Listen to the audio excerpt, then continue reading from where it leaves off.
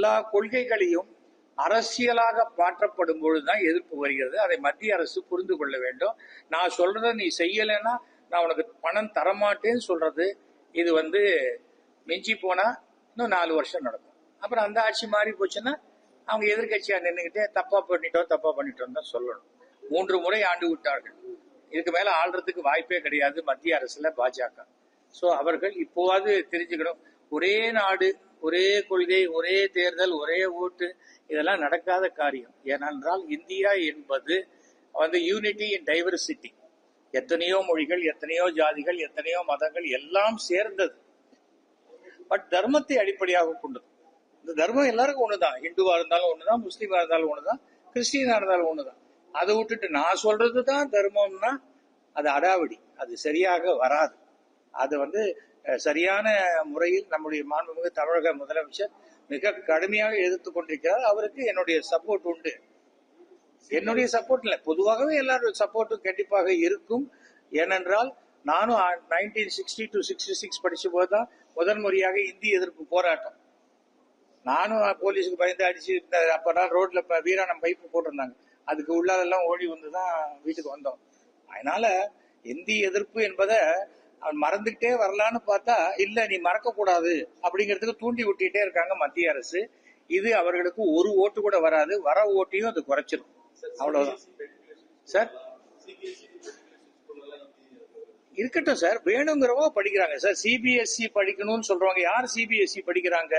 மத்திய அரசினுடைய வேலையில் இருப்பவர்களுடைய மகன்கள், அடிக்கடி டிரான்ஸ்பர் ஆனா எந்த ஸ்டேட்டுக்கு வேணா போகக்கூடியவர்களுடைய குழந்தைகள் தான் சிபிஎஸ்இ படிக்கிறாங்க. அவர்களுக்கு அது தேவைப்படுகிறது. தேவைப்படுறவங்க படிக்கிறாங்க. தேவைப்படுறவங்களை படிக்க கூடாதுன்னு சொல்லவே இல்லையே. நீ நடத்தலாமான்னா அந்த ஸ்கூல்ல வச்சிருக்காங்க, அந்த சிலபஸ் நடத்துறாங்க. பிஜேபி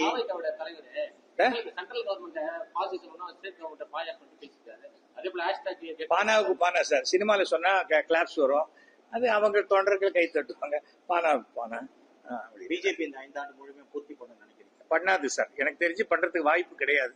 எனக்கு தெரிந்த வரைக்கும் 27 வரைக்கும் இருக்கலாம். அதுக்கப்புறம் தெரியல.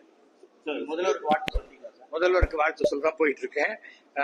இதே சூழ்நிலை அரசியலில் நீடித்தால் மீண்டும் தமிழக அரசை மாண்புமிகு தமிழக முதல்வர் மு.க. ஸ்டாலின் அவர்கள் தான் ஆளுவார்கள். 2026 அவர் தான் ஆளுவார். அன்னைக்கு என்னுடைய நாடக விழாவுக்கு வந்திருந்த போது எச். வி. சேகர் கட்டளையிட்டார், நான் வந்தேன். அதே போல நான் ஒரு கட்டளையிட்டிருக்கேன்னாரு. அந்த கட்டளையை நான் கண்டிப்பாக நிறைவேற்றி கொடுப்பேன். ஏன்னா வேர்டு தான் எப்பவுமே. எனக்கு வாழ்க்கையில ஃப்ரெண்ட்ஷிப் தான் முக்கியம்.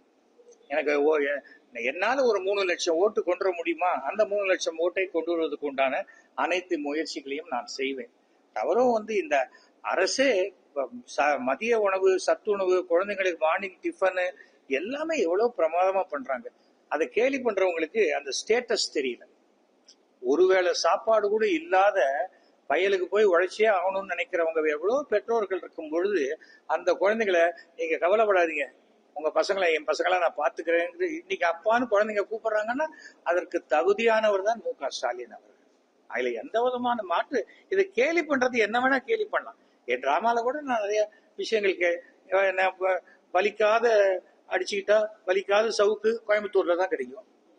செருப்பு போட்டுக்காத நடப்பேன் அப்படியா, ஆனா ஷூ போட்டுப்பேன் அப்படின்னா இதெல்லாம் பைத்தியக்கார. அண்ணாமலை இருக்கிற வரைக்கும் என்னைக்குமே திமுகவுடைய வெற்றி உறுதி செய்யப்பட்டது தமிழ்நாட்டுல. அதுல எந்த பிரச்சனையுமே கிடையாது. அதனால நம்ம தனியா திமுக ஓட்டு கேட்கவே வேண்டாம். அண்ணாமலை எல்லா ஊர்லயும் போய் பேச விட்டாலே போறோம், திமுக ஜெயிச்சிடும். அந்த அளவுக்கு மிகச்சிறந்த உளறல் வாயர் அண்ணாமலை. அதனால நான் வந்த நோக்கம் வேற. பட் நல்ல பேரை வச்சுக்கிட்டு இவ்வளவு மோசமான பிஹேவியர் இருக்கிற தமிழகத்தினுடைய தலைவர்கள்ல தமிழகத்துல பாஜக தலைவரா அண்ணாமலை இருக்கலாமா கேட்கறாங்க. அண்ணாமலை அரசியலே இருக்கலாமான்னு நான் கேட்கிறேன். அதனால நிறைய வித்தியாசம் இருக்கிறது. எந்த நாகரிகமும் தெரியாதவரை அவங்க பேசுறது எல்லாம் ஒரு பாயிண்ட வச்சு பேசலாமே தவிர வாய் திறந்தா பொய்னாக்கா அதெல்லாம் சரியாக வரவே வராது. அதுக்காக தான் நம்ம சொல்றோம், சட்ட ரீதியாக என்ன விஷயமா இருக்கோ அதை சட்ட ரீதியா செய்யலாம், அவ்வளவுதான். அதனால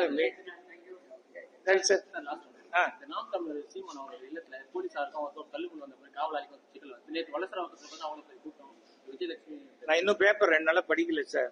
நான் என்ன சொல்றேன், போலீஸ் எப்போதுமே ஒரு தடவை சொல்லுவாங்க, சொன்ன பிறகு வரலன்னு சொன்னா சம்மன் ஒட்டுவாங்க. சம்மன் ஒட்டினா அவங்க வர போறாங்க. 3 தடவை இல்ல 2 தடவையோ 3 தடவையோ வரலன்னு சொன்னா நேரடியா வந்து அரெஸ்ட் பண்ண முடியும். இதுதான் போலீஸுக்கு உண்டான அதிகாரம். எல்லாத்தையுமே நம்ம எனக்கு கூட என் மேலே ஒரு கேஸ் வந்தது. என்னைக்கு வந்ததோ அன்னைக்கு அந்த டயத்துல போயிட்டு வந்துட்டேன். என்ன பிரச்சனை இருக்கு? சம்மன் வந்து ஒற்ற அளவுக்கு நாம நடந்துக்க கூடாது. எனக்கு தர்மபுரியில மீட்டிங் இருக்கு, நான் ஒரு வாரம் கழிச்சு வருவேன்னா தர்மபுரியில இருந்து நடந்தா வரப்போறாரு ஒருத்தர். நான் என்ன சொல்ல வரேன், நம்ம எதுவா இருந்தாலும் நம்ம பக்கம் தப்பு இல்லையா, நேரடியா ஃபேஸ் பண்ணலாம். எல்லாத்தையும் அரசியலாக்கணும்னா அதுக்கு பதில் சொல்ல முடியாது. சீமான் பண்ண ரைட்டா தப்பெல்லாம் சொல்றதுக்கு நான் இல்லை. அது சீமானுக்கு தெரியும், சட்டத்துக்கு தெரியும், போலீஸுக்கு தெரியும், அவன் கோர்ட்டுக்கு தெரியும். நான் இதுக்கு நான் இதில் பேசணும் அவசியம். நன்றி சார், நன்றி. ஓகே சார், வேற ஏதாவது வேணுமா? இல்லையா? மும்மொழி கொள்கை தமிழ்நாட்டுக்கு இருமொழி கொள்கை தான் சரியா வரும். மும்மொழி கொள்கை என்பது எப்படியாவது இந்தியை திணிக்க வேண்டும் என்பதற்காக அமித்ஷா கூட இப்ப வந்து சொல்லிட்டு போனார், நாங்க இந்தியை திணிக்க மாட்டோம்னு. ஆனா அது இந்தியில தான் சொல்லிட்டு போனார்.